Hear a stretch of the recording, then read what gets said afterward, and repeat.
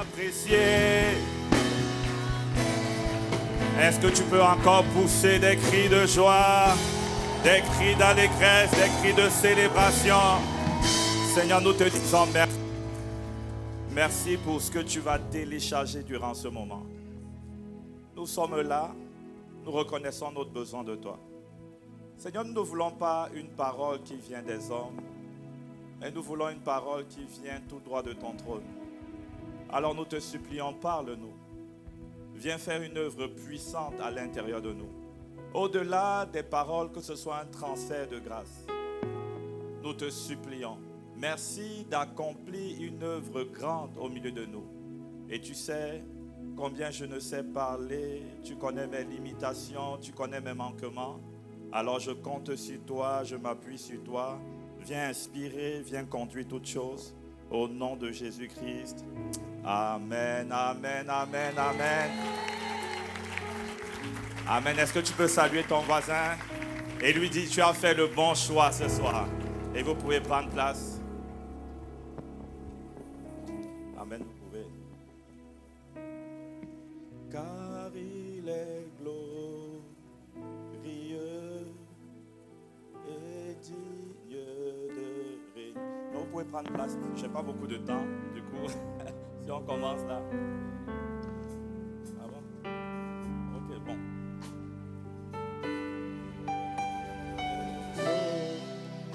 Car il est glorieux et digne de régner. L'agneau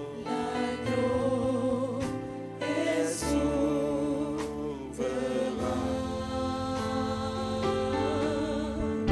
Nous élevons nos voix pour l'adorer.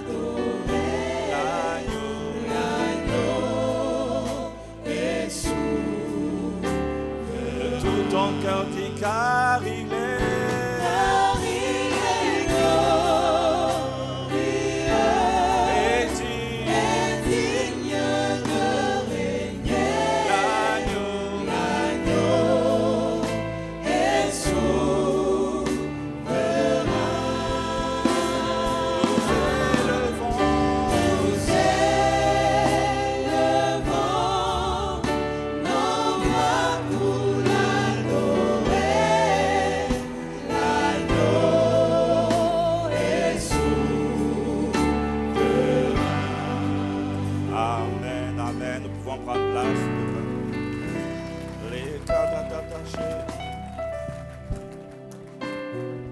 Amen. Dieu va nous faire du bien ce soir. Amen. Si vous avez remarqué depuis, je sais qu'il y a plusieurs qui sont venus pour recevoir des techniques, c'est bien. Mais depuis le début du séminaire, le Seigneur veut surtout nous transférer son cœur. Amen. C'est un transfert de grâce, un transfert de cœur. Et également, nous allons avoir un temps de prière avec le pasteur Christian. Donc, je suis en train de préparer ce que nous allons avoir comme temps. Et je nous supplie de vraiment être disposés. Parce que ce séminaire a la capacité de changer radicalement votre vie. A la capacité de vous introduire dans une nouvelle dimension. Dimension financière où vous allez non seulement accomplir les desseins de Dieu, mais vous allez faire avancer son royaume ici-bas. Amen. Donc, je suis, comme le pasteur Ghislain le disait, je suis pasteur de l'église Impact Centre Chrétien à Charleroi, qui est une ville de Belgique. Je suis également le fils spirituel du pasteur Christian. Je suis le résultat de la grâce de Dieu qui est passée à travers lui. Je me dis, qu'est-ce que je serais s'il ne m'avait pas engendré? Amen. Et est-ce que nous pouvons vraiment acclamer le Seigneur pour sa vie? Pour sa vie. Vraiment, c'est un modèle. Et à travers lui, plusieurs géants sont engendrés. Amen. Et ce n'est que le début. Ce n'est que le début.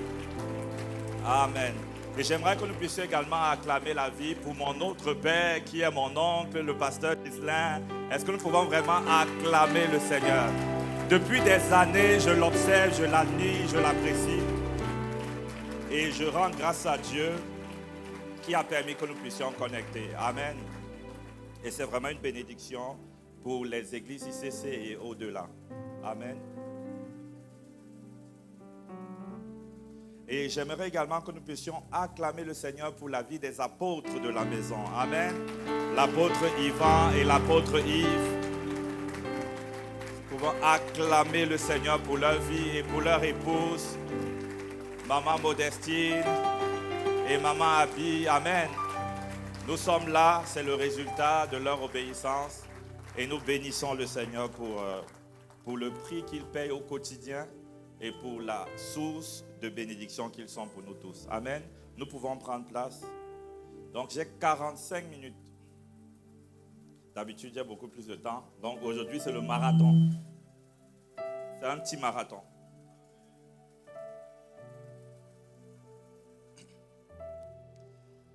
Amen. Aujourd'hui, ce que je vais faire, je vais essayer de me détacher le plus possible compte tenu du temps de mes notes. Et je veux vraiment nous parler cœur à cœur. Et je vais essayer d'être très transparent également. Parce que bon, j'ai appris qu'en étant transparent, ça permet aux gens ça suscite la foi chez plusieurs personnes. Donc je vais me présenter brièvement en 1 minute. Donc je suis comme, je l'ai dit il y a quelques minutes, je suis le pasteur de l'église Impact Centre Chrétien Charleroi. Et bientôt d'ici quelques semaines, l'apôtre Yvan m'a demandé d'aller en Côte d'Ivoire. Et donc, je m'en vais en Côte d'Ivoire, tout recommencer. Donc, bientôt, d'ici quelques semaines, je vais démarrer une nouvelle église à Abidjan. Et nous allons aller prendre la Côte d'Ivoire. Donc, si vous arrivez à Côte d'Ivoire, vous êtes chez vous. Amen. Nous allons prendre. Il y a des choses extraordinaires que Dieu fera en Côte d'Ivoire. Extraordinaires. La Côte d'Ivoire sera en feu pour Jésus. Amen. Nous allons apporter notre part de contribution. Et nous allons avec le manteau des pères. Amen. Et également, je suis également dans les affaires, donc je fais beaucoup d'affaires. Généralement, quand je parle du nombre d'entreprises que j'ai, certaines personnes veulent tout de suite avoir le même nombre d'entreprises. Mais non, ce n'est pas comme ça que ça se passe. Il faut aller pas à pas. Amen. Donc, par la grâce de Dieu, le Seigneur m'a permis de pouvoir avoir plusieurs entreprises dans plusieurs secteurs. J'ai une entreprise dans le domaine du conseil. Cette entreprise est basée en France. C'est une entreprise qui a commencé en 2017. Et d'année après année, le Seigneur nous accorde la grâce d'accomplir de grands exploits. Amen. Et d'année après année, je sais qu'en 2022, on avait 14 millions d'euros de chiffre d'affaires. Et l'année dernière, je pense qu'on sera autour de peut-être 16 millions ou 17 millions d'euros. Et donc, c'est le Seigneur qui fait ça. Amen. Je vous donne ces chiffres pour vous montrer que c'est possible. Ce n'est pas pourquoi vous me voyez différemment. Parce que votre histoire également sera plus merveilleuse que ce que vous entendez. Parce que Dieu va engendrer des millionnaires pour Christ à ICC. À ICC. Je dis que Dieu va engendrer des millionnaires pour Christ ici. Dieu va le faire. Donc aujourd'hui, je suis en train de préparer parce qu'on aura un temps de prière. Je dis ces choses que vous écoutez et ces prières que vous allez effectuer tout à l'heure ont la capacité de changer vos vies. Moi également, il y a quelques années, j'étais broke, j'étais endetté, j'étais là, je servais juste le Seigneur, mais ma vie financière était compliquée. L'influence que j'avais, c'était bizarre. Mais il y a des clés que j'ai captées, que j'ai mis en application. Et il y a le contact justement, le leadership du pasteur Christian qui ont permis d'engendrer cette version de moi qui est aujourd'hui. Donc j'ai commencé en 2017 et en peu de temps, vous n'avez pas idée de ce que Dieu a réalisé. Et ce que Dieu a réalisé en peu de temps, en 7 ans, c'est le résultat de la grâce de Dieu. Amen. C'est vraiment le résultat de la grâce de Dieu. Je vais vous partager l'un des secrets que j'ai compris qui a permis à Dieu d'enfanter ce qui était enfanté. Donc je vais vous partager un secret. C'est un secret que j'ai reçu depuis plus de 10 ans. Et je n'avais pas la liberté de partager. Et c'est l'année dernière que j'ai partagé pour la première fois sur ce secret. Depuis plus de 10 ans. Et donc en plus du cabinet de conseil, je suis également dans l'immobilier. Donc dans l'immobilier, je fais la promotion immobilière, dont je construis des maisons que je vends. Dans l'immobilier, je suis également dans le foncier, donc des terrains où on fait de l'immatriculation des terrains. On fait dans l'immatriculation des terrains au Cameroun, en Côte d'Ivoire Et dans l'immobilier également, je suis dans, voilà, j'ai plusieurs biens. Mais je vais vous dire pour vous encourager, amen. J'ai à peu près une 50aine de biens. En Belgique, en France, en Côte d'Ivoire, au Cameroun. Donc j'ai des immeubles en France, en Belgique, au Cameroun. Donc plein de trucs. Quand tu me vois, ça ne se montre pas, amen. Parce que le but de la richesse, ce n'est pas que ce soit vu. Le but de la richesse, c'est que tu puisses devenir une source d'influence. Amen. Le but de la richesse, c'est que tu puisses faire avancer le royaume. Le but de la richesse, ce n'est pas directement que ton niveau de vie change. Là, on doit savoir, dès que tu touches, je ne sais pas, $10,000, on doit savoir que tu as $10,000. Parce que ton niveau de vie a changé. Tu commences avant tu mangeais juste des pâtes, maintenant tu manges, je ne sais pas quel est le restaurant le plus cher. Tu manges et tu prends les photos Instagrammables. Non, ce n'est pas le but de la richesse, amen. Je suis également dans tout ce qui est mode. Nous sommes en train de mettre en place une industrie au Togo qui va faire de manière industrielle les vêtements africains et qui va également produire pour de grandes marques, amen. Donc nous avons fini l'installation et nous commençons la production normale à la fin de ce mois, au mois prochain. Donc ça c'est au Togo. Vous voyez, je cite plusieurs pays pour vous montrer. Et ça c'est en 7 ans. Ça veut dire que c'est possible pour toi également. Je dis Dieu peut également faire cela dans ta vie. C'est possible pour toi. Je te dis mais comment, ces différents pays, comment il peut aller au Togo? Comment il peut aller en Côte d'Ivoire réussir? Comment il peut aller au Cameroun réussir? Comment il peut en France réussir? Mais est-ce qu'il connaît Macron, mon ami? Je n'avais pas de piston, mais j'avais le piston des pistons. Amen. C'est pourquoi partout où Dieu m'envoie, je sais que je vais réussir. Parce que j'ai compris ce dont on va parler. On va commencer aujourd'hui, mais on va surtout continuer demain. Amen. Demain, on aura 2 heures, donc on va prendre le temps d'asseoir cette vérité. Et puis, il y a plusieurs autres choses que je fais. Je suis dans les médias où nous, on a une agence qui, à Paris, vous avez des tablettes à Paris et vous avez la possibilité de pouvoir commander des publicités. Donc, vous réservez un créneau de manière automatique, votre publicité passe et après ça, vous recevez de manière automatique également des statistiques. Donc, on a plusieurs structures. Et en 7 ans, plusieurs structures qui valent des millions d'euros. En 7 ans. 7 ans. Pour vous dire que ce n'est pas ma compétence. Ce n'est pas ma sagesse. Ce n'est pas le résultat de mes relations et de mes connexions. C'est le résultat de la grâce de Dieu. Je dis c'est le résultat de la grâce de Dieu. Et cette même grâce est disponible. Cette même grâce est disponible. Parce que Dieu ne fait acception de personne. Mais le problème, c'est que beaucoup ne connaissent pas ce que c'est que la grâce. Beaucoup ne connaissent pas ce que c'est que la grâce. Beaucoup ne savent pas comment activer la grâce. Beaucoup ne savent pas comment opérer dans la grâce. Et c'est ce que nous allons voir. Parce que le secret, c'est la grâce. Le secret, c'est de comprendre ce que c'est que la grâce. La Bible dit que ce n'est pas la grâce que nous avons été sauvés. Le mot sauvé utilisé dans le verset veut dire souzo, c'est-à-dire réhabiliter, repositionner, élever. Donc quand on parle du salut, on ne parle pas juste d'un transfert d'un royaume vers un autre. On est en train de parler d'un package que Jésus a acquis pour nous. Amen. Et dans ce package-là, il y a la richesse pour Dieu. Et la Bible dit que ce n'est pas la grâce que nous sommes riches pour Dieu. Amen. Est-ce que tu peux dire à ton voisin, ce n'est pas la grâce que tu es enrichi? Ce n'est pas la grâce. C'est vraiment pas la grâce. Quelqu'un va dire, mais si ce n'est pas la grâce, pourquoi moi aussi, je ne suis pas? Et c'est ce que nous allons voir durant ces 2 jours.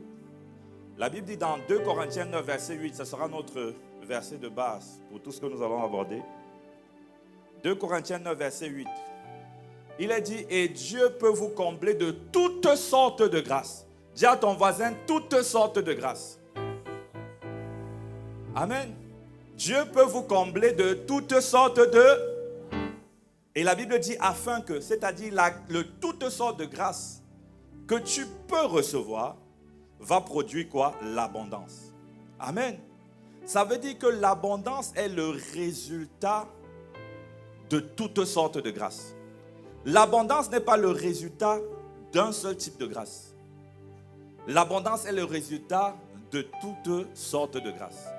Et le thème du message que nous allons commencer aujourd'hui et que nous allons continuer demain, c'est 5 types de grâces qui déclenchent la richesse pour Dieu. 5 types de grâces qui déclenchent la richesse pour Dieu. Le verset nous dit qu'il y a toutes sortes de grâces.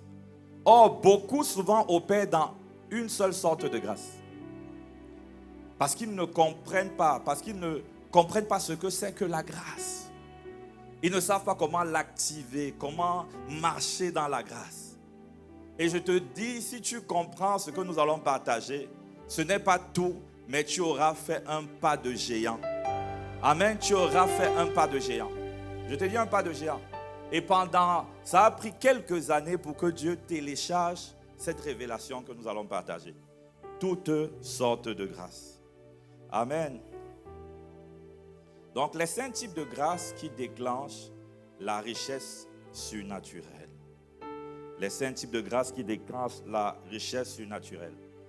Avant de parler de ces types de grâces, je veux revenir sur un point que j'ai déjà abordé une fois quand on a fait le live. Et je sais qu'il y a plusieurs qui écoutaient le live avec le PP, mais il y a plusieurs qui n'étaient pas là. Donc, je vais revenir dessus.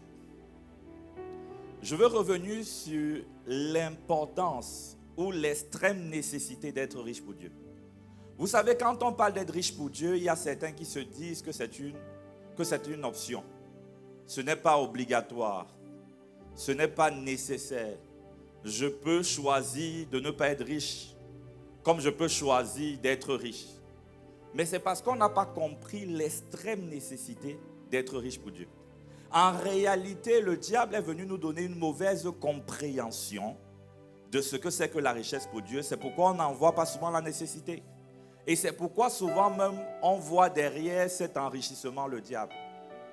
Et donc moi je vais te donner quelques raisons. La première raison pour laquelle il est nécessaire, indispensable pour toi d'être riche, c'est déjà que l'argent appartient à Dieu. Amen. L'argent appartient à Dieu. C'est ce que Dieu nous dit. La Bible nous dit dans Agé 2, verset 8. Il dit, à moi l'argent, à moi l'or. L'argent appartient à Dieu. L'argent n'appartient pas au diable. L'argent appartient à Dieu. L'argent n'est pas quelque chose de mauvais. L'argent n'est pas quelque chose de... ce n'est pas un péché. Si Dieu dit que l'argent m'appartient, ça veut dire que l'argent n'est pas une mauvaise chose. Dis à ton voisin, l'argent n'est pas une mauvaise chose. Parce que inconsciemment, plusieurs personnes se disent que l'argent est une mauvaise chose et en même temps, ces mêmes personnes désirent avoir plus d'argent. Comment tu peux posséder quelque chose qui, pour toi, est une mauvaise chose? C'est impossible, tu vas éloigner cette chose de toi. Donc, il faut être détendu et décomplexé. Beaucoup sont même orgueilleux quand ils ont beaucoup d'argent parce qu'ils ont une mauvaise conception de l'argent. Ils ont une mauvaise conception. Quand tu auras la bonne perception de l'argent, tu seras détendu. Tu peux facilement dire, Seigneur, je veux le milliard. Moi, je ne sais pas vous, il ne faut pas que je vous choque. Mais je ne sais pas pour toi, mais nous, on veut être des milliardaires. Je ne sais pas pour toi, parce que l'argent appartient. Ça veut dire que tu as beaucoup d'argent. Dieu a beaucoup d'argent. Amen. Tu as beaucoup d'argent. L'argent appartient à Dieu. L'argent n'est pas quelque chose de mauvais. L'argent appartient à Dieu. Et c'est important que tu puisses comprendre cela. On parle souvent, l'argent appartient à Dieu, mais l'argent également, c'est une sphère. On a beaucoup insisté sur Mammon. Mammon, c'est une entité satanique qui régit et qui gouverne la sphère des finances. Et donc, Mammon, effectivement, donne ce qu'on appelle l'amour de l'argent. Vous savez, quand on parle de l'amour de l'argent, on n'est pas en train de parler d'un amour sain pour l'argent. La vérité, c'est que tu peux aimer l'argent.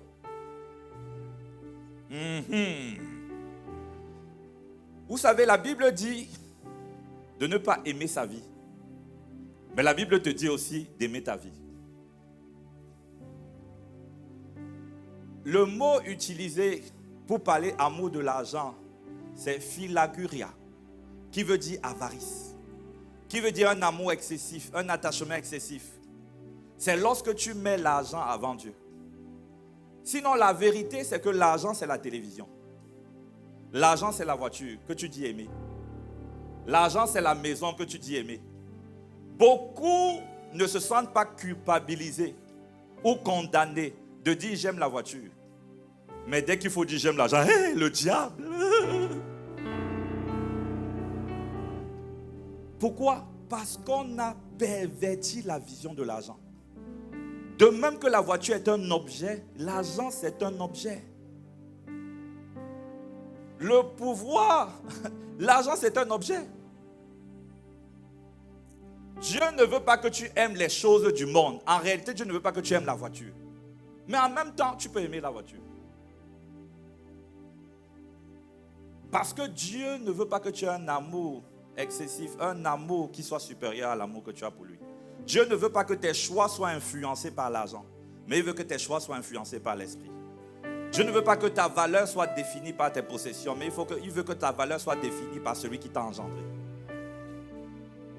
Mais la vérité, c'est que tu peux avoir un amour sain pour l'argent parce que l'argent n'est pas mauvais, l'argent est neutre. L'argent est neutre. Donc à force de prendre uniquement la vision du diable pour l'argent, on a créé une certaine peur dans le cœur de plusieurs chrétiens pour l'argent. C'est pourquoi beaucoup, sans le savoir, veulent être riches, mais ont peur d'être riches. Ils ont peur de l'argent. Nous, on veut beaucoup d'argent. Mais on sait que Dieu va toujours nous enrichir en fonction de la capacité de notre cœur. Parce qu'on veut beaucoup d'argent, mais on veut de l'argent qui vient de Dieu. C'est ça, être riche pour Dieu. Être riche pour Dieu, ça veut dire recevoir l'argent qui vient de Dieu pour faire avancer les intérêts de Dieu. On ne veut pas l'argent qui vient de nous-mêmes, mais on veut l'argent qui vient de Dieu. Amen. Donc la première raison, c'est que l'argent appartient à Dieu. La deuxième raison pour laquelle il faut absolument que tu sois riche pour Dieu, c'est qu'être riche pour Dieu, c'est une exigence divine pour laquelle tu vas rendre compte. Être riche pour Dieu, c'est une exigence divine. Ce n'est pas une option, ce n'est pas une demande. C'est une exigence. Vous savez, facilement, on se dit qu'on va rendre compte à Dieu pour beaucoup de choses. Certaines personnes disent tu vas rendre compte à Dieu pour la gestion du temps.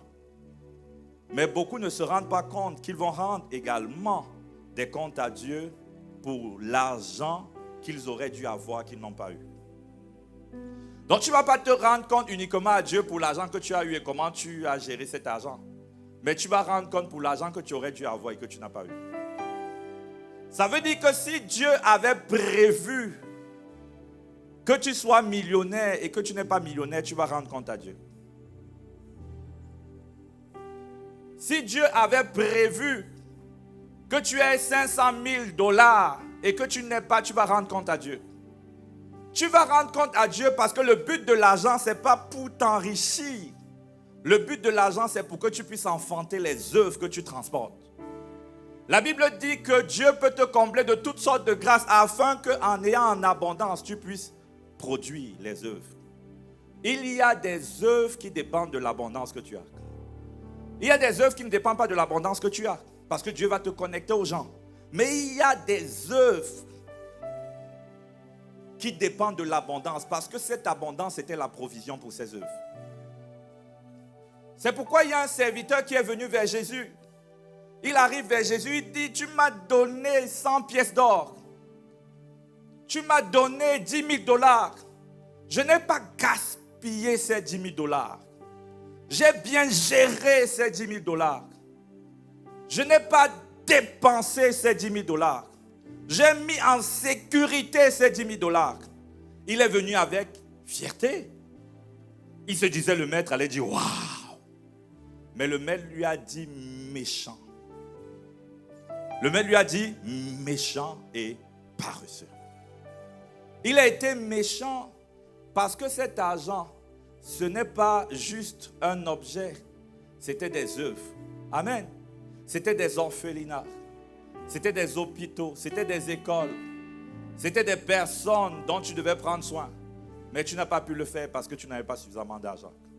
Le rêve que Dieu a mis dans ton cœur. Il y a des personnes qui sont enceintes d'orphelinats, mais qui ne peuvent pas enfanter parce qu'il n'y a pas d'abondance.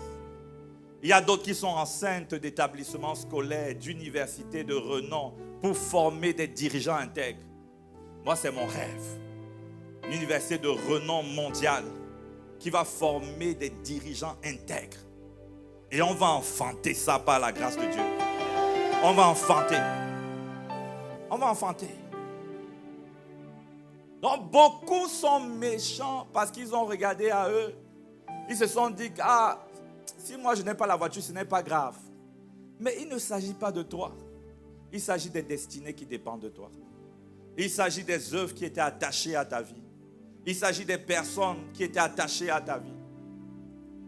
Moi, je dis souvent que l'une de mes plus grandes craintes, en réalité, c'est de me retrouver à la fin devant le tribunal de Dieu et qu'il me montre en vision un puissant homme de Dieu. Et il me dit, voilà celui qui était supposé être Paul en 2026. Je dis, waouh, mais on n'a pas entendu parler de lui. Il dit, en effet, parce qu'il est mort très tôt, parce qu'il a perdu ses parents, il a dormi dans la rue. Mais tu sais quoi, l'orphelinat que tu devais créer, qui devait prendre soin de lui, tu ne l'as pas fait. Il y a beaucoup de personnes dont les destinées dépendent des œuvres que tu transportes. Moi, je me dis, j'arrive. Et Dieu me montre quelqu'un d'autre. Il dit, tu vois celui-ci, il aurait dû être un puissant homme politique, un chef d'État redoutable qui craint Dieu et qui marche dans les voies de Dieu. Mais il n'a pas eu l'argent pour aller à l'université. L'université que j'avais mis dans ton cœur, c'était pour lui. Mais tu n'as pas enfanté ça. Je lui ai dit, non Seigneur, je n'avais pas d'argent. Il va dire méchant. C'est de la méchanceté. C'est de la méchanceté que de ne pas aspirer à être riche à la dimension que Dieu a prévue pour nous. Parce que la richesse, ce n'est pas pour ton compte en banque, ce n'est pas pour tes voitures, c'est d'abord pour les œuvres. C'est d'abord pour les œuvres. Donc, dis à ton voisin, tu vas rendre compte à Dieu pour l'argent que tu aurais dû avoir et que tu n'as pas eu.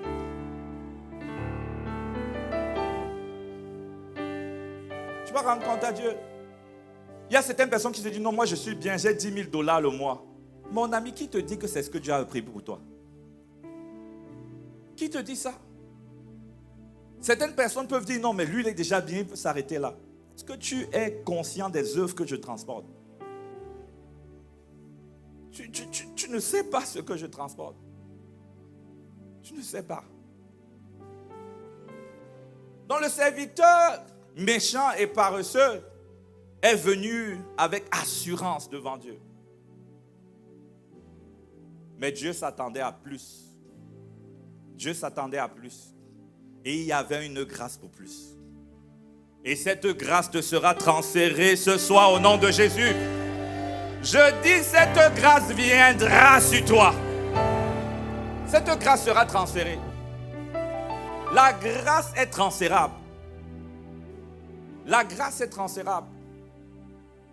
Pendant le temps de prière avec le pasteur Christian, je te supplie, en plus des techniques, mieux que les techniques, la grâce fait la différence. La grâce est le fondement de toute richesse pour Dieu. La grâce est la base, la grâce est la source qui alimente la richesse qui vient de Dieu. Donc la grâce est redoutable et elle est transférable. La troisième raison pour laquelle tu dois absolument désirer être riche pour Dieu. Absolument.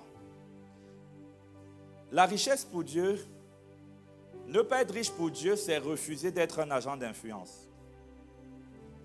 Vous savez, l'influence n'amène pas les gens à Jésus, mais l'influence peut ouvrir des cœurs. Amen. La Bible nous dit, et c'est Jésus qui dit, Jésus dit, vous me suivez, non pas à cause des miracles, mais parce que vous avez mangé, vous êtes rassasiés. Et il demande de le suivre, non pour la nourriture qui périt. Mais ça veut dire que si Jésus ne nourrissait pas les gens, il n'allait pas avoir la foule qu'il avait.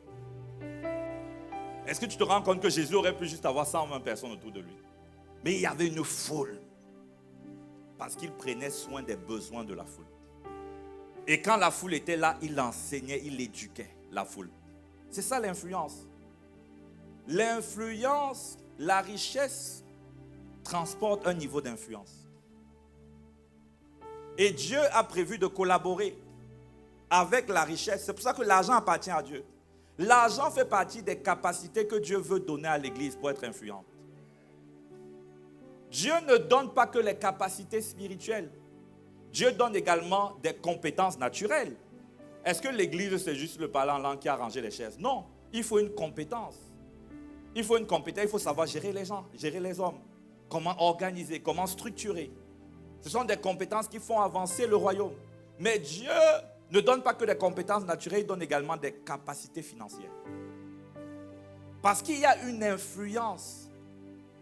Il y a une influence que le fait d'être riche pour Dieu te permet d'avoir.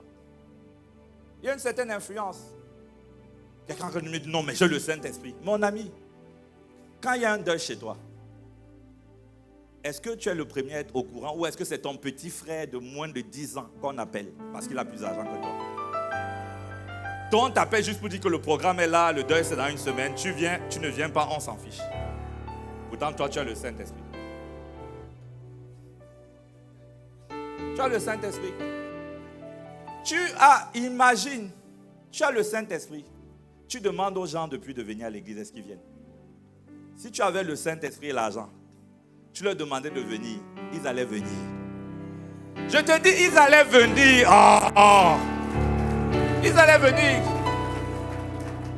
Mais tu veux jouer maintenant au spirituel. Tu veux être plus spirituel que Dieu. Dieu prévoit que son royaume a besoin d'argent. Toi, tu dis non, vraiment, il ne faut pas l'argent, il faut juste le Saint-Esprit. Dieu prévoit que son royaume a besoin de compétences naturelles. Vous savez, il y a des gens qui disent qu'il ne faut même pas de compétences naturelles. Ils ont l'impression que c'est juste la dimension spirituelle qui compte. Toi, tu dis, non, vraiment, je suis plus spirituel. Imagine un instant, et ça sera le cas ICC Abidjan. Kinshasa, je suis déjà à Abidjan. Imagine un instant, ICC Kinshasa, avoir des hôpitaux, avoir des écoles, avoir des universités. Imagine un instant l'influence que l'Église aurait dans la ville.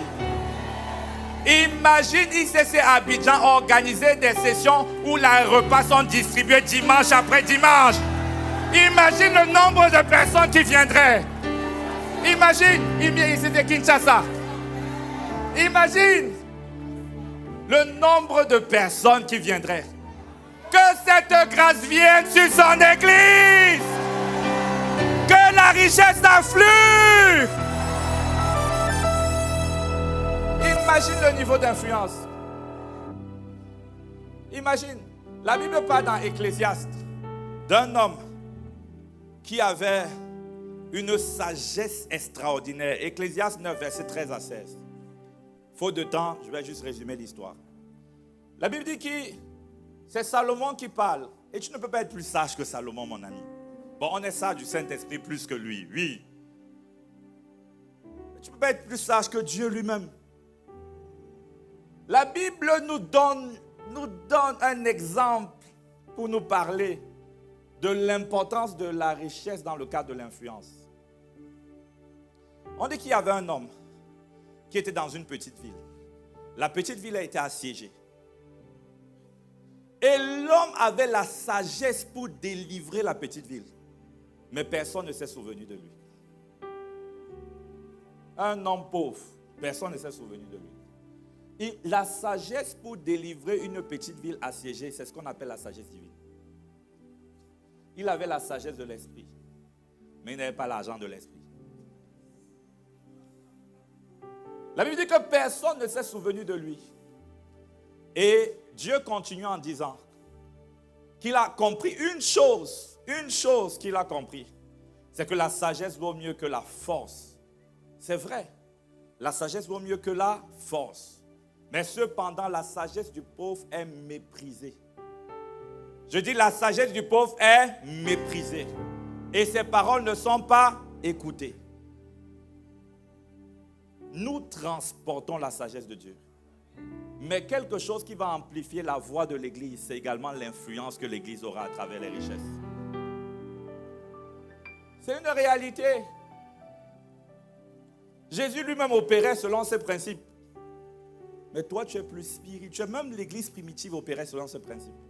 Ils avaient mis en place un système qui faisait qu'il n'y avait point d'indigents, de pauvres au milieu d'eux. Nous, on ne veut pas prendre soin des pauvres, mais on veut gagner le monde.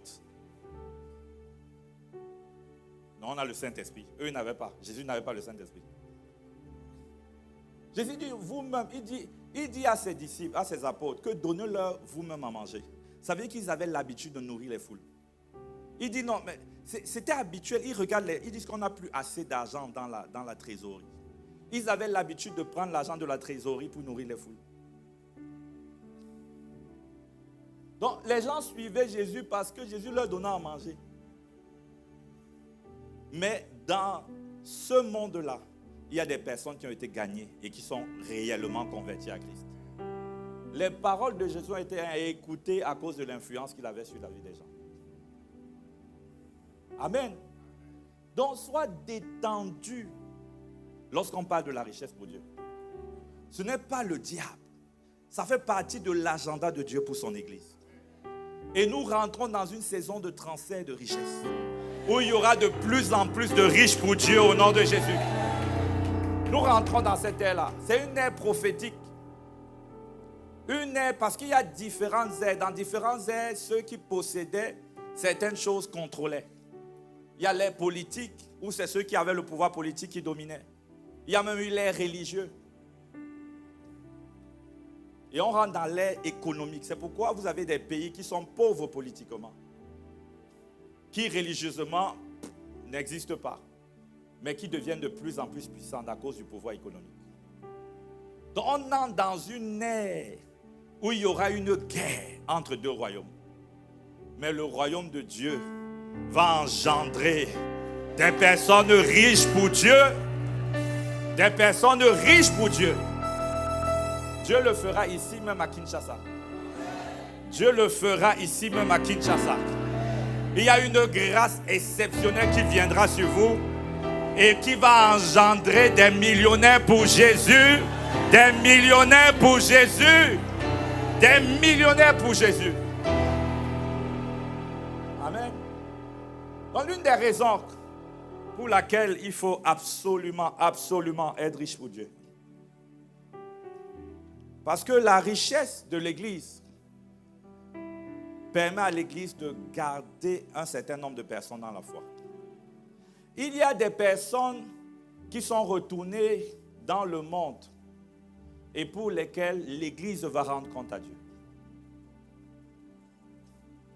Vous savez, il y a des personnes, Dieu ne résout pas tous les problèmes spirituels par une action spirituelle. Il y a des problèmes spirituels que Dieu résout en donnant une sagesse pour mettre en place un système naturel. La Bible dit que Dieu résout même certains problèmes d'incontinence chez l'homme en mettant le système qu'on appelle le mariage. Et dans le cas du mariage, il dit que ne vous privez pas l'un de l'autre. Il dit de peur que vous ne soyez tentés. Ça veut dire quoi? Ça veut dire que si l'homme tombe, il est le fautif. Mais dans la sagesse de Dieu, il y a certaines personnes qui ne sont pas suffisamment spirituelles. Amen. Qui ne sont pas suffisamment spirituelles pour résister si jamais, par exemple, là si on a un homme marié et il y a certains hommes qui peuvent tomber parce que la femme prive son mari de son corps. Est-ce que pourtant l'homme n'est pas fautif? Il est fautif. Mais une des réponses de Dieu pour cet homme qui était faible, c'était le système du mariage. Amen. Et de même, il y a des personnes qui retournent dans le monde parce que l'Église n'a pas mis en place un système pour prendre soin des pauvres. Il y a des prostituées qui sont venues à l'Église qui étaient sincères, qui ont abandonné leur vie, mais qui avaient 5 enfants à nourrir. Et les enfants pleuraient tellement qu'elles ont cédé.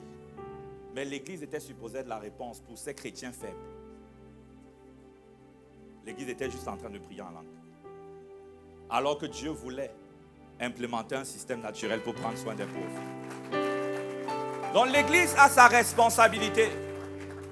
La femme, elle est fautive parce qu'il y a d'autres âmes. Mais il y a aussi des chrétiens faibles. À la maison, quand ton enfant est faible, tu ne dis pas non, tu es déjà adulte, tu vas trouver un système pour pallier à sa faiblesse. Et l'Église est supposée mettre ce système en place. La Bible nous dit que l'Église primitive avait, par la sagesse de l'Esprit, mis en place un système qui permettait que parmi eux, il n'y avait point d'indigents, il n'y avait pas de pauvres. C'est pourquoi l'Église doit être riche pour Dieu. Parce que je suis convaincu que si Dieu met l'argent entre les mains de votre pasteur dans cette église, il y a une dynamique qui sera mise en place pour prendre soin des pauvres. Alors que cet argent afflue, que cet argent afflue, que cet argent afflue. Amen. Bon, il y a d'autres raisons pour lesquelles il faut quand même que je donne au moins un point sur le type de grâce. Au moins un point. Il y a d'autres raisons, mais je veux que tu réalises que ce n'est pas un jeu. On n'a pas quitté la Belgique pour venir ici pour ton confort. On n'a pas quitté la Belgique pour venir à Kinshasa pour améliorer ton niveau de vie. Il y a beaucoup qui venant au séminaire sont dit « Ah Seigneur, moi je suis déjà fatigué de la pauvreté, je veux plus d'argent. » Ce n'est pas pour ça que nous sommes venus. Il y a beaucoup plus que ça. L'enjeu est énorme. Donc nous devons être riches à la dimension que Dieu a prévue pour chacun de nous. Dieu n'a pas prévu la même dimension pour tous parce qu'on ne transporte pas tous les mêmes œuvres. Mais chacun de nous doit être déterminé à être riche à la dimension que Dieu a prévue pour lui. Chacun de nous. Sinon nous allons rendre compte et Dieu dira méchant. Méchant. Tu vas dire je priais 10 heures. Il dit méchant. Parce qu'il y a un ensemble de choses. Dans le premier type de grâce, on a dit 5 types de grâce qui déclenchent la richesse surnaturelle. Ce n'est pas la grâce. La grâce, elle est transférable. Et nous allons voir différents types de grâces et on verra comment activer et fonctionner dans ces grâces-là. Le premier type de grâce, c'est la grâce qu'on appelle le carito. C'est la grâce qu'on appelle le carito. Le carito, c'est une notion spécifique pour une mission. C'est une notion spécifique. Le carito, c'est lorsque l'ange Gabriel est venu vers Marie. Il a dit à Marie que tu as trouvé grâce aux yeux de Dieu. Par rapport à cette mission impossible.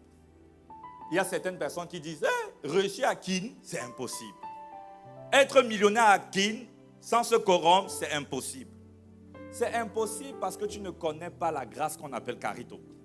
Il y a une grâce qui peut te mettre au-dessus de la mêlée. Il y a une grâce. C'est une notion que Dieu te donne et qui provoque l'impossibilité. Qui provoque le miraculeux. Qui t'amène à ne pas avancer à la vitesse des autres. Qui t'amène à déjouer tous les verdicts qui avaient été prononcés sur ta vie. Vous savez, en France, voir un noir réussir même en tant que salarié, c'est-à-dire être directeur, c'est hyper rare. Il n'y en a presque pas, on les compte. Voir un noir, homme d'affaires, prospère, je n'en connaissais pas. Et parce que je ne connaissais pas, et je savais que je devais être riche à la dimension de Dieu, j'ai dit au Seigneur, il faut que je retourne au Cameroun investir. Au moins là-bas, je connais Tata, je connais Tonton. Donc, si réussir en RDC est difficile, c'est que réussir en France est impossible, humainement parlant. Donc, il y a des plafonds de verre, les plafonds de terre, les plafonds de murs. étaient venus me dire, non, en France, il y a le plafond de verre. Moi, je leur ai dit, sur vous, il y a le plafond de verre, mais sur moi, le ciel est ouvert. Et sur vous, le ciel est ouvert. Le ciel est ouvert. J'ai dit, non, nous, c'est différent. Moi, j'ai une grâce qu'on appelle le carito. Et cette grâce, c'est une notion, c'est une puissance que Dieu m'a donnée, qui me permet d'opérer dans la sphère des finances et d'opérer à la dimension de Dieu avec les capacités de Dieu, d'opérer avec la puissance de Dieu. Et dans le carito, quand on parle de puissance, on parle d'onction, il y a différents types de puissance. Quand le carito vient sur toi, quand tu actives le carito, tu reçois diverses puissances. Et une des puissances que j'aime, c'est anakazo. C'est anakazo. C'est dans la grâce qu'on appelle carito. Parce que carito, c'est une forme de puissance. Et anakazo, certaines personnes ont l'impression que ça allait récupérer les gens en bus dehors. Anakazo, c'est une émission spirituelle. C'est une puissance que tu émets dans le monde spirituel qui contraint les âmes. C'est ça, anakazo. Anakazo, c'est une puissance que tu peux émettre dans le domaine des affaires qui attire des clients. Qui attire des clients. Vous savez, quand moi j'étais à l'université, j'ai appris qu'il y avait une dame qui faisait à manger. Et tout le monde allait chez elle. On ne comprenait pas pourquoi. Et un jour, on a découvert qu'elle mettait ses sous-vêtements dans la nourriture. Et ses sous-vêtements, c'était un hôtel qui émettait un son spirituel qui attirait des clients. Le diable avait travesti la puissance qu'on appelle anakazo. Mais les chrétiens ont cette puissance, ils ne savent même pas. Ma société de conseil, qui fait des millions d'euros en France, n'a pas de commercial. Les autres sociétés ont des commerciaux. Nous, on n'a pas de commercial.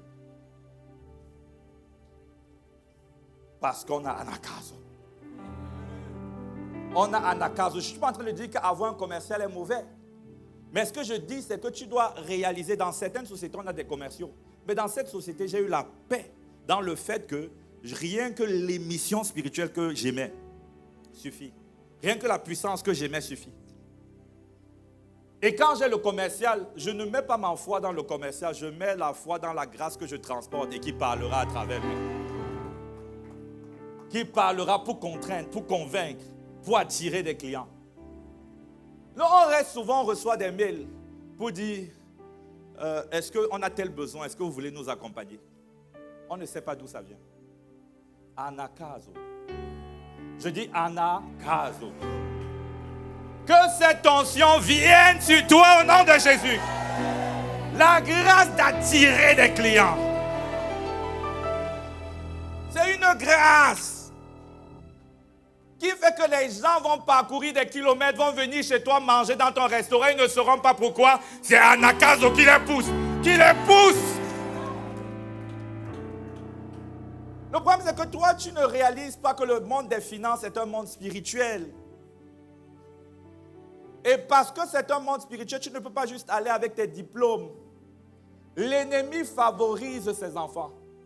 Et il résiste aux enfants de Dieu. Oh, toi, tu vas là-bas avec ton bon cœur. Tu ne réalises pas que ce qui fera la différence, c'est carito.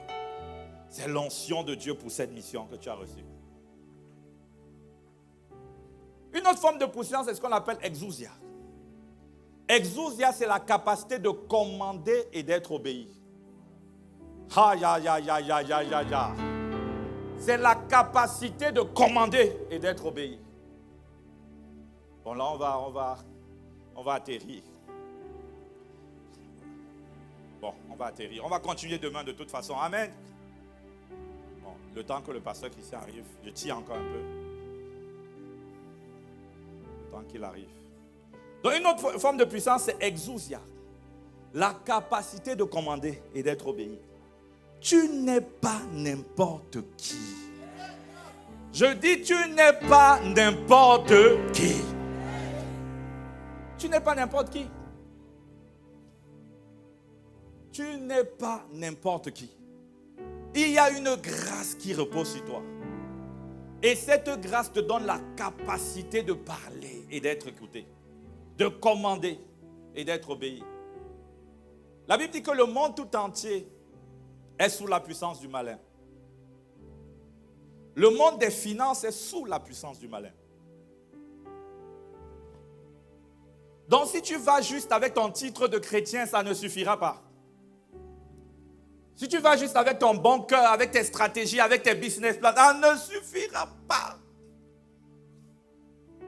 Tu as besoin d'une autorité, d'une puissance qu'on appelle exousia. Et quand tu es conscient d'exousia, tu marches en sachant que ce que tu dis s'accomplit. Moi, quand mon associé me dit « Ah, vraiment, c'est compliqué, ça ne va pas aller, il y a tel... » Moi, je sais que je parle et je suis écouté. Je dis « Pour nous, ça va aller, ça va bien se passer, tout ira bien pour nous. » Pourquoi? Parce que je sais que parce que j'ai dit, ça s'accomplira. Parce que j'ai parlé, ainsi il en sera. Exousia, la grâce, carito. Une autre forme de carito, un dérivé de carito, c'est ce qu'on appelle énergia.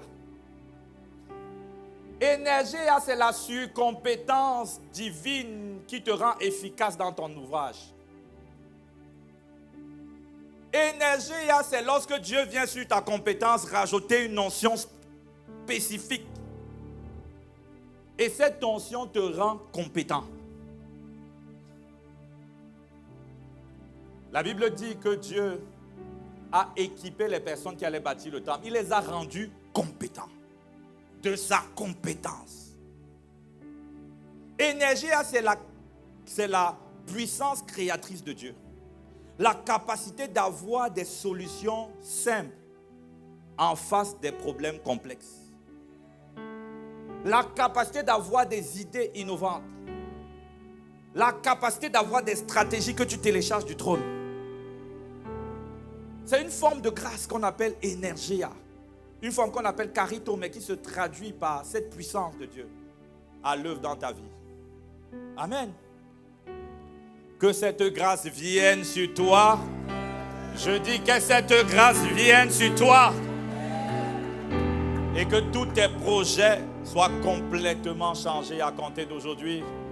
Donc je nous invite à être très attentifs, à être très engagés, à être très impliqués durant ce temps. Parce qu'au-delà des mots, c'est un transfert de grâce, un transfert de manteau qui s'opérera ce soir. Amen. Est-ce que nous pouvons acclamer le Seigneur? Est-ce que nous pouvons acclamer le Seigneur?